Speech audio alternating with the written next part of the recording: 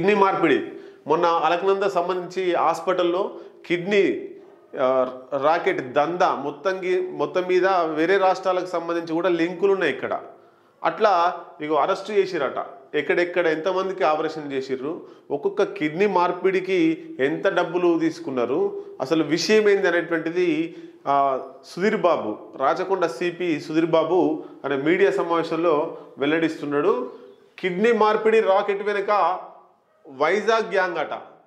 తెలంగాణలోకి అంతా సీన్ లేకుండా పోయిందా, మరి ఏంది అనేటువంటిది తెలుసుకుందాం.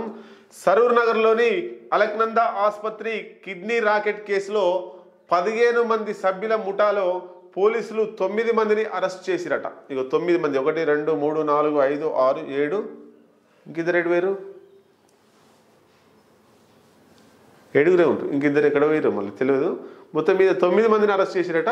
దీంట్లో 15 సభ్యుల మొత్తం ముఠా కలిసి 15 మంది సభ్యులు ఉన్నారు. కేవలం 9 మందిని అరెస్ట్ చేసిరు. మరో 6గురు జంపు దొరుకుతలేరు అన్నట్టుగా. కిడ్నీ మార్పిడి చేసిన డాక్టర్లు, కిడ్నీ రాకెట్లో కీలక పాత్ర పోషించిన పవన్ అనే నిందితుడు సహా మరో 6గురి కోసం పోలీసులు గాలిస్తున్నారు. అంటే ప్రధాన నిందితుడు ఇందులో దొరకలేదు, మిగతా వాళ్ళు దొరికిర్రు. ఆ ప్రధాన నిందితుడు దొరికితే ఇంకా పూర్తి విషయాలు వెలుగులోకి వచ్చే అవకాశం ఉంటుంది.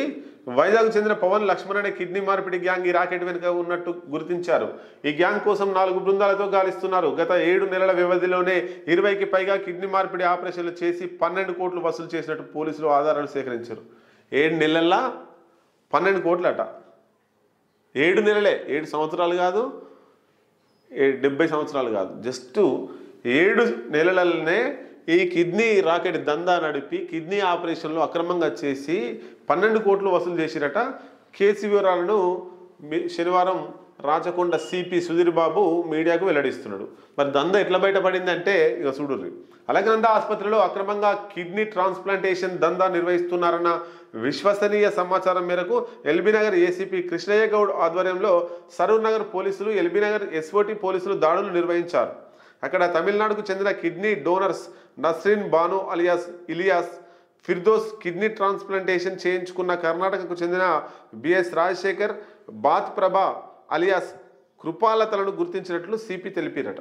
హైదరాబాద్కు చెందిన సిద్ధం శెట్టి అవినాష్ చైనాలో ఎంబీబీఎస్, పూణేలో డిప్లొమా ఇన్ సర్జరీ పూర్తి చేసిండు. ఎవరు? సిద్ధం శెట్టి అవినాష్ డాక్టర్ పూర్తి చేసిండు ఆయనే. ఆ తర్వాత 2022లో సైదాబాద్లోని జననీ హాస్పిటల్ ఏర్పాటు చేశారు. నష్టాలు రావడంతో అమ్మేయాలని అనుకుంటూ ఆ క్రమంలో అతనికి వైజాగ్ చెందిన లక్ష్మణ్ అనే వ్యక్తి పరిచయం అయ్యిండు. కిడ్నీ మార్పిడి వల్ల అధిక లాభాలు వస్తాయని తెలిపిండట. అందుకు తమ వద్ద నెట్వర్క్ ఉందని తీసుకొచ్చి ఇరికిచ్చిండు. తమిళనాడు, జమ్మూ కాశ్మీర్ నుంచి డాక్టర్లు వచ్చి ఈ ఆపరేషన్ చేసిర్రు. లక్ష్మణ్ చెప్పిన విధంగా హాస్పిటల్లో ఆపరేషన్ థియేటర్ను అద్దెకు ఇచ్చేందుకు అవినాష్ ఒప్పందం చేసుకున్నాడు. ఏదైతే జననీ హాస్పిటల్ ఉందో ఆ హాస్పిటల్ ఇక మూతపడ్డది, ఇక నడుస్తలేదు అని అమ్మేద్దాం అనుకున్న తరుణంలో ఆయనకు ఎవరు పరిచయం అయ్యారు? ఇక్కడ ఇగో లక్ష్మణ్, వైజాగ్ చెందిన లక్ష్మణ్ అనే వ్యక్తి పరిచయం అయ్యాడు. ఎవరికి? జననీ హాస్పిటల్ ఓనర్కి. ఎవరైనా సిద్ధం శెట్టి అవినాష్. అయితే అవినాష్ ఒప్పందం చేసుకుండు, ఇక ఆపరేషన్లు చేయడానికి అద్దెకి ఇవ్వడానికి ఒప్పందం చేసుకుండు. ఒక్కో ఆపరేషన్కు 2.5 లక్షలు ఆయన షెల్టర్ ఇచ్చినందుకు. ఇది జననీ హాస్పిటల్లో ఆపరేషన్ చేస్తారు. ఏం ఆపరేషన్లు? కిడ్నీ ట్రాన్స్ప్లాంటేషన్ చేసినందుకు 2.5 లక్షలు ఈ సిద్ధం శెట్టి అవినాష్ తీసుకుంటాడు. దేనికి? ఆ హాస్పిటల్ని వాళ్ళకు ఏమంటారు దాన్ని, రెంట్కు, ఆ ఆపరేషన్ చేసే మందం ఎక్విప్మెంట్స్, ఆ ప్లేస్ వాళ్ళకు అకామిడేషన్ ఇస్తున్నాడు కాబట్టి 2.5 లక్షలు. 2023 ఏప్రిల్ నుంచి జూన్ 2024 వరకు జననీ హాస్పిటల్లో వైజాగ్కు చెందిన లక్ష్మణ్ గ్యాంగ్ అక్కడ అక్రమ కిడ్నీ ట్రాన్స్ప్లాంటేషన్ దందాను నిర్వహించింది. 2024 జూన్లో అవినాష్ జననీ ఆసుపత్రిని క్లోజ్ చేసిండు. ఆ తర్వాత అలకనంద హాస్పిటల్ను ప్రారంభించిండు. అవినాష్ అంటే ఆయనే, సిద్ధం శెట్టి అవినాషే జననీ హాస్పిటల్ను క్లోజ్ చేసి మళ్ళీ ఇక్కడ అలకనంద హాస్పిటల్ని ప్రారంభించిండు. నెప్రాలజిస్ట్ పవన్ అక్రమ కిడ్నీ ట్రాన్స్ప్లాంటేషన్ దందా సృష్టికర్తగా పోలీసులు గుర్తించినట. నెప్రాలజిస్ట్గా ఉన్నటువంటి పవన్ దీనికి మొత్తం సూత్రధారి.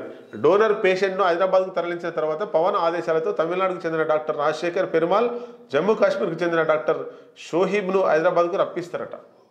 ముందు మాట్లాడుకుంటారు, ఏమి ఎవరికి కిడ్నీ అవసరం ఉంది, ఎవరు డోనర్, ఇదంతా కూడా బయట సెట్ చేసుకొని వచ్చి ఇక ఇక్కడ అలకనంద హాస్పిటల్కి తీసుకొస్తారు. తీసుకొచ్చిన తర్వాత ఇక్కడ తమిళనాడుకు చెందినటువంటి రాజశేఖర్ పెరుమాల్, అట్లాగే జమ్మూ కాశ్మీర్కి చెందినటువంటి డాక్టర్ షోయిబ్ను హైదరాబాద్కు అలకనంద హాస్పిటల్కు రప్పిస్తారు. ఆపరేషన్ వెంటనే అయిన తర్వాత తిరిగి ఫ్లైట్లో వెళ్ళిపోతారు. ఆపరేషన్ చేసి వెళ్ళిపోవడమే, ఉండరు అన్నట్టు వాళ్ళు. పేషెంట్ వద్ద మాట్లాడుకున్న 60 లక్షల్లో డోనర్కు 5 లక్షలు. ఎవరైతే కిడ్నీ ఇస్తున్నారో డోనరు ఆయనకు 5 లక్షలు ఇస్తారు. ఆ హాస్పిటల్కి అకామిడేషన్కు 2.5 లక్షలు. తర్వాత డాక్టర్కు అయితే ఎవరైతే ఆపరేషన్ చేసి పోయిండో ఆయనకు డాక్టర్కు 10 లక్షలు. 5 ఓటీ టీంకు 30,000. థియేటర్ అద్దెకు ఇచ్చిన జనని ఆసుపత్రి సూపరింటెండెంట్ అవినాష్కు 2.5 లక్షలు చెల్లించిన తర్వాత మిగిలిన డబ్బులు పవన్ గ్యాంగ్ తీసుకుంటుందట. అంటే సుమారు ఈ 10 లక్షలు 12.5 13 లక్షలు పోతాయి 60 లక్షలల్లో. మిగతా లక్షలన్నీ కూడా పవన్ గ్యాంగే తీసుకుంటారట. ఇద్దరు ప్రధాన డాక్టర్లు కీలక సూత్రధారులు అభిషేక్, లక్ష్మణ్, శంకర్ను అరెస్ట్ చేసి కిడ్నీ రాకెట్ అక్రమాలు మరిన్ని వెలుగులోకి వస్తాయని సిపి వెల్లడించారు. ఇప్పటి వరకు doctor Avinash, doctor Sumanth, Ponnuswamy Pradeep, Suraj Mishra, receptionist Gopi, Ramavath Ravi, Sapavath Ravinder, Sapavath Harish, పొదుల